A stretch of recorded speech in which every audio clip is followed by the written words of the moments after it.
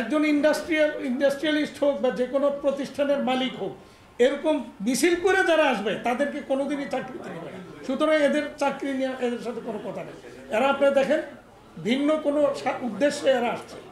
আপনারা দেখেছেন যে বর্তমানে যে আন্দোলনটা চলছে শ্রমিকদের নামে, বাস্তবে কিন্তু দেখবেন ম্যাক্সিমাম জায়গায় কিন্তু শ্রমিকরা না, সেখানে বেকার যুব সংঘ নামে কিছু ব্যক্তি চাকরি প্রার্থী হয়ে রাস্তায় নামে।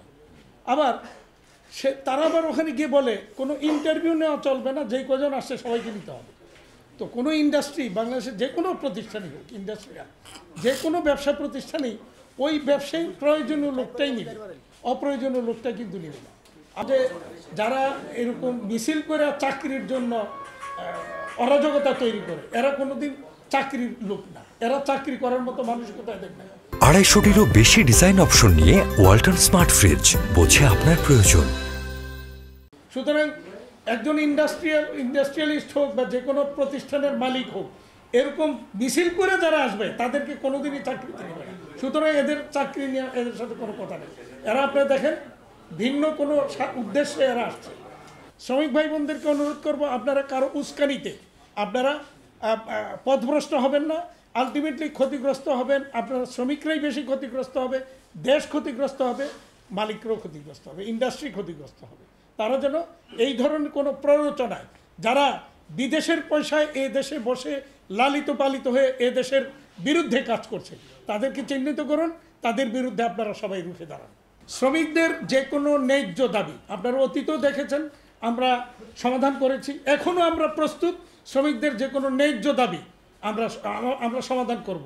কিন্তু অন্যায্য কোনো দাবি আমরা যাতে না হয় এবং শ্রম আইন বিরোধী কোনো দাবি যাতে না হয়। আর সেই শ্রমিকদের দাবি যেটা ন্যায্য দাবিটা টেবিলে বসে সমাধান হবে, রাজপথে নয়। এই আনহ্যাপিনেসটা কিন্তু মানে সবাইকে ভোগাচ্ছে। খুব দ্রুত আমরা ধৈর্যহারা হয়ে যাচ্ছি, কারণ পরিস্থিতি কীভাবে হুমকি ধমকি চলছে। আমার চেম্বার নিজেও আক্রান্ত। আমার চেম্বার 3 লাখ টাকা, 10 লাখের দাবি, 3 লাখ টাকা মিটিয়েছি, 7 লাখ টাকার জন্য চাপ আছে। আমার প্রতিষ্ঠান, আমাদের প্রাণপ্রিয় প্রতিষ্ঠান বিকেএমইএ, ওনারাও চাঁদা দিয়েছে, বাধ্য হয়েই দিয়েছে, ভয়ভীতি দেখিয়েছে, 5 লক্ষ টাকা দিয়েছে। আমি এই জায়গায় বলতে চাই, টাকা ফেরত দিতে হবে। আমি শক্তভাবে বলতে চাই, চাঁদা 1 পয়সা চাঁদা তো দিবই না।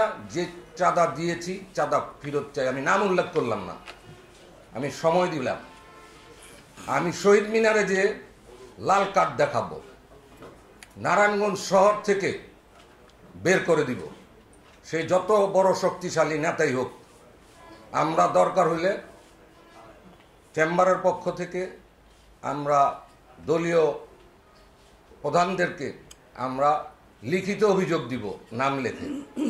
আমরা কখনোই যে আমরা ব্যবসায়ী, আমরা কোনো ঝামেলা মুক্ত ব্যবসা করতে চাই। আইন কানুন, এই যে ল অ্যান্ড অর্ডার একটু দুর্বল আছে, পরিস্থিতি স্বাভাবিক হচ্ছে না। যেহেতু পরিস্থিতি স্বাভাবিক হচ্ছে না, আমাকে রক্ষা করতে আমার নিজেরই দায়িত্ব নিতে হবে। যার যার ব্যবসা প্রতিষ্ঠানে গরানের লাঠি রাখেন, আমরা ঐক্যবদ্ধভাবে প্রতিহত করব। কোনো ব্যবসায়ী দয়া করে কোনো ধরনের ভুল অভিযোগ করবেন না। যদি কেউ প্রমাণিত হয় যে আপনি ভুল অভিযোগ করছেন, চেম্বারের সদস্যপদ খারিজ সহ আইনানুগ ব্যবস্থা হবে।